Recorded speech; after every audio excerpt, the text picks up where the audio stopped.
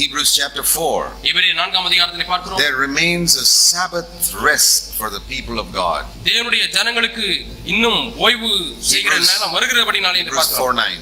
எபிரேயர் 4 ஆம் அதிகாரம் 9 ஆம் வசனம். Rest. Jesus lived a life of rest. இயேசு இளைப்பாறுகிற ஒரு வாழ்க்கை வாழ்ந்தார். Inward rest. உள்ளாக ஒரு இளைப்பாறு. Outside there was all turmoil. அவருக்கு வெளியாக பார்த்தால் ஒரே கொந்தளிப்பு. He was at rest. ஆனால் அவர் இளைப்பாறு இருந்தார்.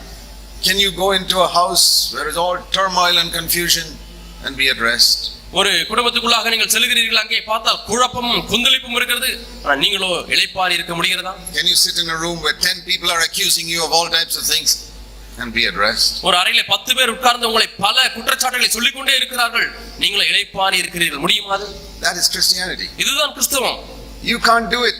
No amount of self denial will make it possible for you. எந்த அளவுக்கு அதிகமாக நீங்கள் சுயத்தை வெறுத்தாலும் அது உங்களுக்கு சாத்தியமாகாது.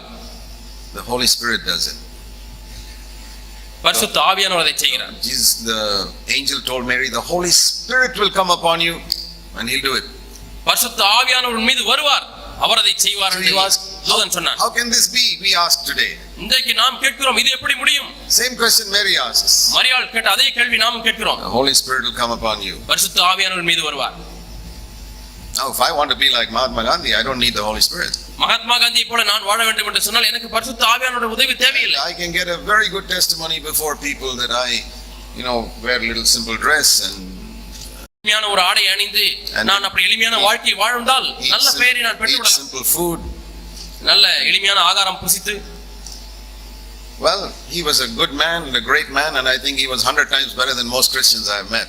நான் சந்தித்த எத்தனையோ கிறிஸ்தவர்களை காட்டிலும் 100 மடங்கு சிறந்த ஒரு மனிதனாய் மகாத்மா காந்தி இருந்தார். அவர் நல்ல ஒரு மனிதன். But the Holy Spirit has come to make me like Jesus. ஆனால் பரிசுத்த ஆவியானவர் என்னை இயேசுவை போல மாற்ற முடியாது விரும்புகிறார். It's an inward thing. உள்ளான ஒரு காரியம். Joy and peace, சந்தோஷம், சமாதானம் and rest. இளைப்பாறுதல். The Bible says in 2 Peter chapter 1, 2 பேதுரு 1 ஆம் அதிகாரத்திலே வேதம் சொல்லுகிறது, 2 பேதுரு 1 ஆம் அதிகாரம், we are to partake of his nature. இந்த திவ்ய சுபாவத்திலே நாம் பங்கடைய வேண்டும் என்று சொல்லப்பட்டது. 2 Peter 1:4 speaks of the tremendous wonderful promises of God. தேவனுடைய அற்புதமான மேன்மையான அருமையான வாக்குத்தத்தங்களை குறித்து 2 பேதுரு 1 ஆம் அதிகாரம் 4 ஆம் வசனம் பேசுகிறது. We can say life under the law and life under grace is like this. பிரமாணத்துக்கு கீழாக உள்ள வாழ்க்கையும் கிருபைக்கு கீழாக உள்ள வாழ்க்கையும் நாம் இப்படி சொல்லலாம். Life under the law is where you deny yourself and try to become holy. நியாயப்பிரமாணத்துக்கு கீழாக உள்ள வாழ்க்கை நீயே உன்னை வெறுக்க முயற்சித்து பரிசுத்த வாழ்க்கை வாழ முயற்சிக்கிறாய். All the religions in the world teach that. உலகத்தில் உள்ள எல்லா மதங்களும் இதை போதிக்கிறது. Including a lot of Christian preachers preach that.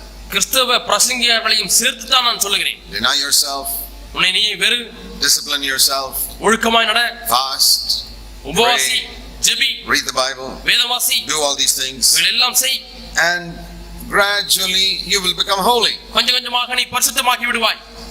And it looks like that because person who does all that, his life becomes a little better on the outside. இது பரிசுத்தவான் ஆகிறது போல தெரியும். ஏனென்று சொன்னால் இவைகளை செய்கிறவன் அவனுடைய வெளி வாழ்க்கை கொஞ்சம் கொஞ்சமாக மேன்மையடைகிறது. That's what the Jews tried for 1500 years. 1500 ஆண்டுகளாக யூதர்கள் இதைத்தான் முயற்சித்தார்கள். And many people's eyes have not been open to see that is not something acceptable to God. அது தேவனுக்கு தேவனாலே அங்கீகரிக்க முடியாது என்பதை பார்ப்பதற்கு அநேகருடைய கண்கள் திறக்கப்படவில்லை. Jesus came with another message. இயேசு இன்னொரு செய்தியை கொண்டு வந்தார். Here it says, இங்கே சொல்லப்பட்டிருக்கிறது verse 3, 2 Peter 1:3.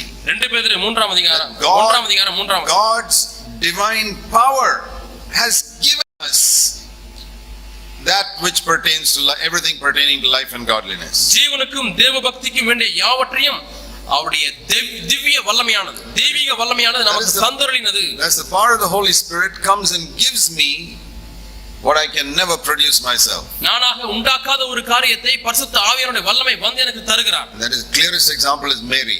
If she tried 1000 years, she could not have produced Jesus. The Holy Spirit came and in a moment 1000 ஆண்டுகள் மரியாள் முயற்சித்திருந்தாலும் அதை செய்திருக்க முடியாது. பரிசுத்த ஆவியானவர் ஒரு சனப்பொழுது வந்து இறங்கினார். அங்கே இயேசுவானார். She conceived. ஒரு சனப்பொழுதிலே அவள் கர்ப்பவதியானாள். Was that because she denied herself? தன்னைத்தானே வெறுத்தபடினாலே அப்படி ஆனாளா? Was it because she fasted and prayed? உபவாசித்து ஜெபித்தபடினாலே அப்படி ஆனாளா? Was it because she read the Bible? வேதத்தை வாசித்தபடினாலயா? She believed. அவள் விசுவாசித்தாள். She submitted. அவள் அதற்கு ஒப்பு கொடுத்தாள். The Holy Spirit did it. பரிசுத்த ஆவியானவர் அதை செய்தார். That was the beginning of the age of grace. இதுதான் கிருபையின் காலத்தின் ஆரம்பம். And that does a real work. அது உண்மையான ஒரு கிரியை செய்கிறது. His divine power. அவருடைய திவ்ய And வல்லமையான verse 4, 4ஆம் வசனம், God has granted us wonderful promises. தேவன் அருமையான வாக்குத்தத்தங்களை நமக்கு கொடுத்திருக்கிறார். Promise is different from command. வாக்குத்தத்தங்களுக்கும் கட்டளைகளுக்கும் வித்தியாசம் உண்டு. Notice, கவனியுங்கள், a promise is different from a command. ஒரு கட்டளைக்கும் ஒரு வாக்குத்தத்தத்துக்கும் வித்தியாசம் உண்டு. How do we partake of God's nature? தேவனுடைய சுபாவத்திலே நாம் எப்படி பங்கடைய முடியும்? It says here, by the promises you partake of God's nature. வாக்குத்தத்தங்களின் மூலமாக திவ்ய சுபாவத்திலே பங்கு பெறுவது என்று சொல்லப்பட்டிருக்கிறது. How do I escape the corruption that is in the world by lust? இச்சையினாலே உலகத்திலே உண்டான கேட்டுக்கு நான் எப்படி தப்ப முடியும்? By the promises, according to this verse. இந்த வசனத்தின் படி பார்த்தால் அது வாக்குத்தத்தங்களின் மூலமாக. I remember the years and years and years in Bangalore where we preached a lot of commandments. எத்தனையோ வருஷக்கணக்காக நாங்கள் பெங்களூரிலே நிறைய கட்டளைகளையும் கற்பனைகளையும் பிரசங்கித்திருக்கிறோம். It was good. நல்லதுதான். We learned something. அதிலே ஒன்றை கற்றுக்கொண்டோம். But I'll tell you something. ஆனால் ஒன்று சொல்கிறேன், We produced a bunch of Pharisees. பரிசேயர்களை தான் உண்டாக்கி இருந்திருக்கிறோம்.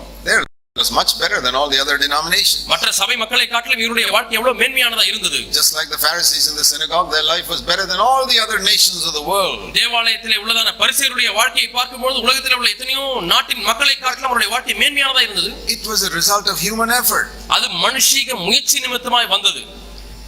Human self-denial. மனுஷீக சுயத்தை வெறுக்கிற Human காரியம். discipline. மனுஷீக ஒழுக்கம் கட்டுப்பாடு.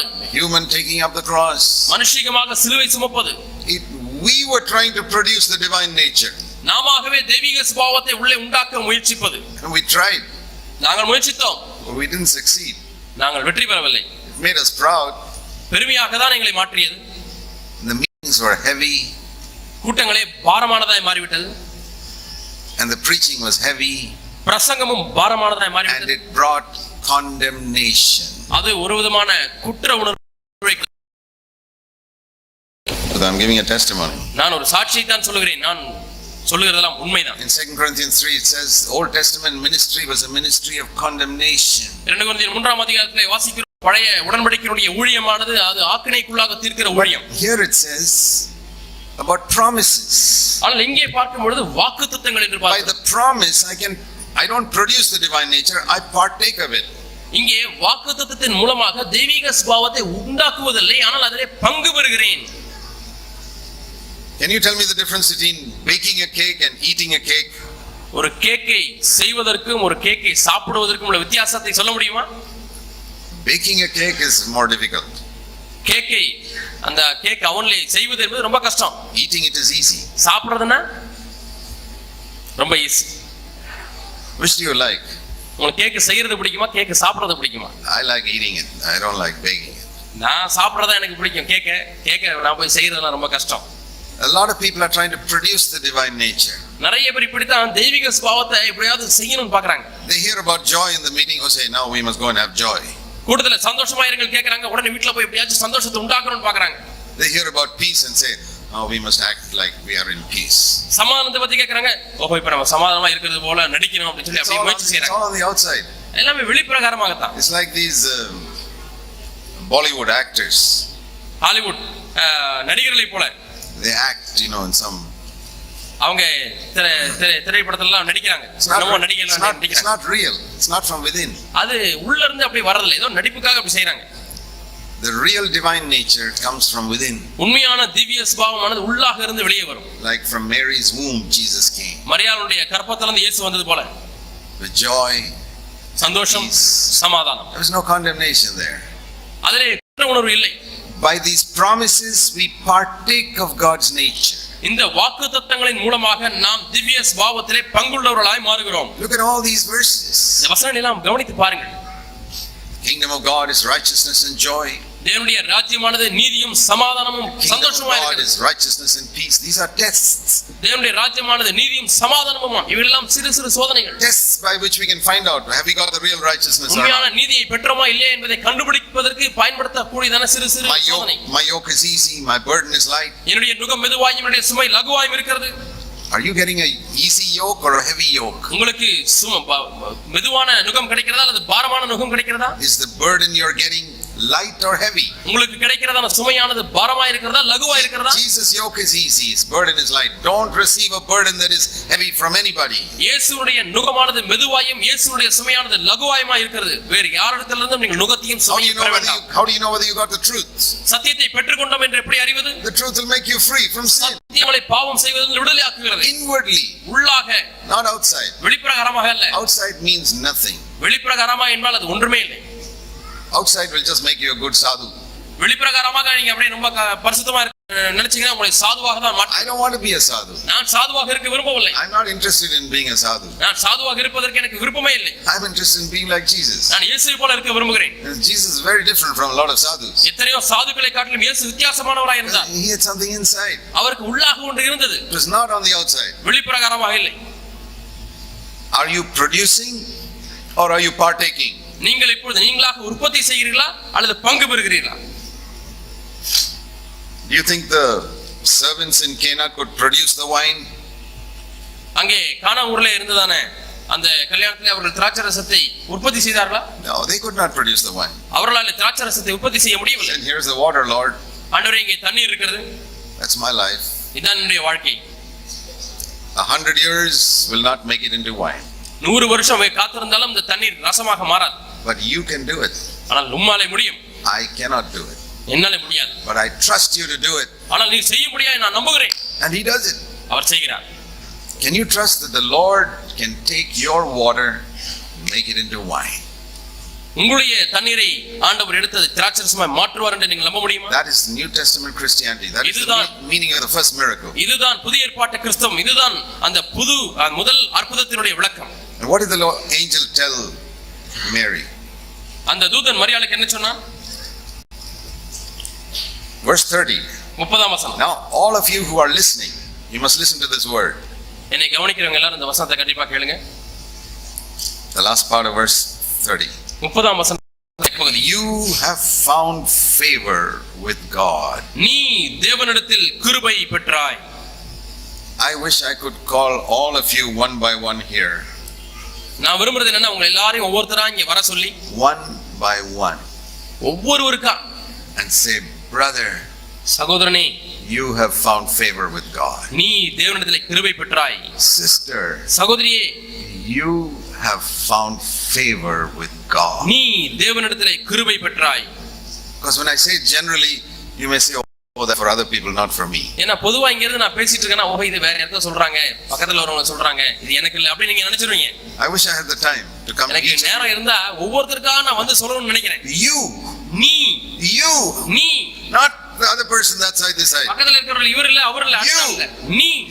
நீ have found favor with God. தேவனிடத்திலே கிருபை பெற்றாய். Why? ஏன்? I don't know why. ஏன் எனக்கு தெரியாது. Because God is a good God. தேவன் நல்ல தேவன். I thank God for that. நான் தேவனுக்கு நன்றி செலுத்துகிறேன். So many years I couldn't believe that. அநேக ஆண்டுகளாக நான் இதை விசுவாசிக்க முடியாமல் இருந்தது. My life was miserable. என்னுடைய வாழ்க்கை பரிதாபமாய் இருந்தது. I couldn't believe that I found favor with God. நான் தேவனிடத்தில் கிருபை பெற்றேன் என்பதை விசுவாசிக்க என்னால் முடியாமல் இருந்தது. I had enough preachers telling me about my sin. என்னுடைய பாவத்தை குறித்து போதுமானவர்கள் சொல்வதற்கு எத்தனையோ பிரசங்கியார் இருந்தார்கள். And the more they told me about my sin, I became holy only on the outside, not on the inside. எந்த அளவுக்கு அதிகமாக பாவத்தை குறித்து பிரசங்கித்தார்கள் அந்த அளவுக்கு நான் வெளிப்பிரகாரமாக தான் பரிசுத்தவானாய் மாறினேன். But when God told me I have found favor with him, ஆனால் நான் தேவனிடத்தில் கிருபை பெற்றேன் என்று ஆண்டவர் சொன்ன பொழுது that excited me so much that I became holy on the inside also. நான் பரவசமடைந்து நான் உள்ளாகவும் கூட பரிசுத்தமடைந்தேன். God does not try to lead us to holiness by threatening us. தேவன் நம்மை பயமுறுத்தி பரிசுத்தவானாக்க விரும்பவில்லை. But by his kindness led me to repentance. அவருடைய தயை என்னை மனந்திரும்ப செய்கிறது. Can you hear that message in your heart this morning? இந்த காலை வேளையிலே உங்களுடைய இதயத்தில் துணிக்கிற அந்த செய்தியை கேட்க முடிகிறதா? You have found favor with God. நீ தேவனிடத்திலே கிருபை பெற்றாய், தயை பெற்றாய். Because Jesus died for you. ஏனென்றால் இயேசு உனக்காக மரித்தார். Jesus came and died for you. இயேசு உனக்காக மரித்தார். I want to say to each of you what I tell children sometimes. நான் சில சமயத்திலே சிறு பிள்ளைகளுக்கு சொல்லி இருக்கிறேன். If all the other people in this room were holy and only you were a sinner, இந்த ஹால்ல இருக்கிற எல்லாரும் பரிசுத்தவான்கள், நீ மட்டும் பாவியா இருக்க. Sometimes you feel like that, no? சில சமயத்துல அப்படி உணர்றீங்கல்ல? Lord, everybody else is so good, but I'm such a sinner. எல்லாம் நல்லவங்களா இருக்காங்களே, நான் மட்டும் இப்படி பாவியா இருக்கேனே.